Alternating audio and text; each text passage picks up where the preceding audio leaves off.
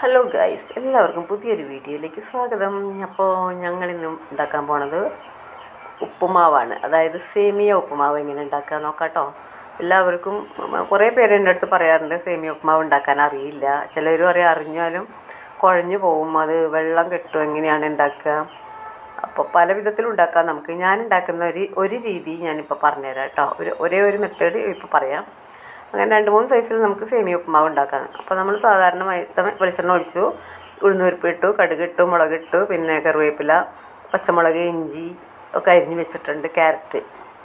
അപ്പോൾ കടുക് പൊട്ടിയതിന് ശേഷം നമുക്ക്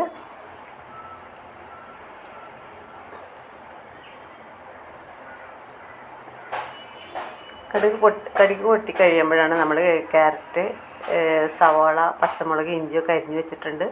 അപ്പോൾ അതൊക്കെ ഇട്ടു. അതൊന്ന് മൂത്ത് വരണം കേട്ടോ. ഒരുപാട് ബ്രൗൺ കളറൊന്നും ആവണ്ട, ഒന്ന് വഴറ്റിയെടുത്താൽ മതി. ഒരു മിനിറ്റ്. കറിവേപ്പില ഇടാൻ മറക്കണ്ട. ഉപ്പൊക്കെ ആവശ്യത്തിന് ഇടണം കേട്ടോ. അപ്പോൾ അതിന് ശേഷം നമ്മൾ അതിനകത്തേക്ക് സേമിയാണ് ഇട്ട് കൊടുക്കേണ്ടത്. സേമിയ വറുത്ത് വെച്ചതാട്ടോ. വറുത്തിട്ട് ഒന്നായിട്ട് വറുത്ത റവ സേമിയ വാങ്ങിക്കാൻ കിട്ടും. അതല്ലാന്നുണ്ടെങ്കിൽ നമുക്ക് വറുത്തിട്ട് എടുത്ത് വയ്ക്കാം. എത്ര കാലം വേണമെങ്കിലും കേടുവരാതിരിക്കും. ഫ്രിഡ്ജിൽ വേണമെങ്കിൽ ഫ്രിഡ്ജിൽ വയ്ക്കാം. പുറത്ത് വെച്ചാലും വലിയ കുഴപ്പമൊന്നും, വലിയ പുഴുവൊന്നും വരാറില്ല. അപ്പോൾ അത് ബ്രൗൺ കളറായി കഴിയുമ്പോഴാണ് നമ്മൾ സേമിയ ഇട്ടിട്ട് ഒരു മിനിറ്റ് സേമിയ ഇട്ടിട്ടൊന്ന് വഴറ്റണം. നമ്മൾ വറുത്തെടുത്താണെങ്കിലും ഇതിൽ നെയ്യ് വേണമെങ്കിൽ ഒഴിക്കാം കേട്ടോ. പച്ച വെളിച്ചെണ്ണയും നെയ്യും കൂടി ചേർത്തിട്ടാണെങ്കിലും നല്ല ടേസ്റ്റ് ആയിരിക്കും. അടിപൊളി ടേസ്റ്റിൽ തന്നെ നമുക്ക് ഇത് ഉണ്ടാക്കിയെടുക്കാൻ പറ്റും കേട്ടോ. ഞാനിപ്പോൾ ഇത് ഊറ്റിയെടുക്കുന്നൊന്നുമില്ല. ചിലർ സേമിയ വേവിച്ചിട്ട് കൊട്ടയിലേക്ക് അങ്ങ് ഊറ്റിയെടുത്ത് കഴിഞ്ഞാൽ ഇതായിട്ട് കിട്ടും, ഉലർന്ന് തന്നെ കിട്ടും. ഇതല്ലാതെ തന്നെ ഉലർന്ന് കിട്ടാനുള്ളൊരു വഴിയാണ് ഞാനിപ്പോൾ പറയാൻ പോണത് നിങ്ങളുടെ അടുത്ത്. അപ്പോൾ സ്കിപ്പ് ചെയ്യാതെ ഫുള്ളായിട്ട് കണ്ടാൽ നിങ്ങൾക്ക് മനസ്സിലാവും എങ്ങനെയാണ് ഇങ്ങനെ ഉലർന്നിട്ട് കിട്ടുന്നത് എന്ന്.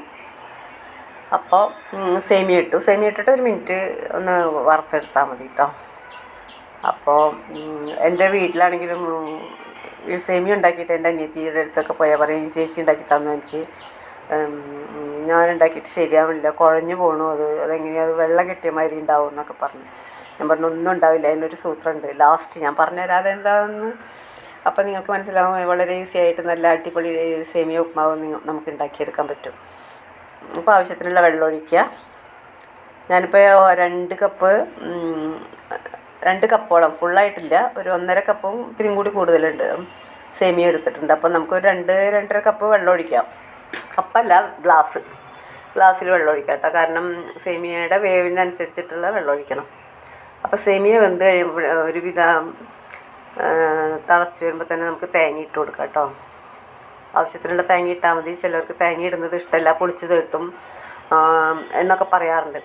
അത് കഴിഞ്ഞ് നമ്മൾ സേമിയ വെന്ത് കഴിയുമ്പോൾ ലാസ്റ്റ് ഇൻഗ്രീഡിയൻസ് ഞാൻ പറഞ്ഞ സ്വകാര്യം ഇതാണ് സ്പെഷ്യൽ ഇൻഗ്രീഡിയൻസ്. ഇത്തിരി റവ, കുറച്ച് മാത്രം റവ കൂടി അങ്ങ് ചേർത്ത് കഴിഞ്ഞിട്ടുണ്ടെങ്കിൽ നന്നായിട്ട് ഉലർന്ന് കിട്ടും. എന്നിട്ട് ലാസ്റ്റ് ഇത്തിരി വെളിച്ചെണ്ണയും കൂടി ഒഴിച്ചാൽ മതി. നമുക്ക് നല്ല അടിപൊളി സേമിയ ഉപ്പുമാവ് റെഡിയായി കിട്ടും.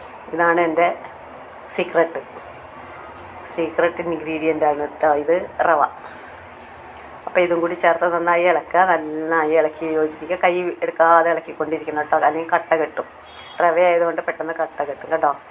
നല്ല അടിപൊളി സേമിയ ഉപ്പുമാവ് നമുക്ക് റെഡിയായി കിട്ടിയിട്ടുണ്ട്. ഇതാ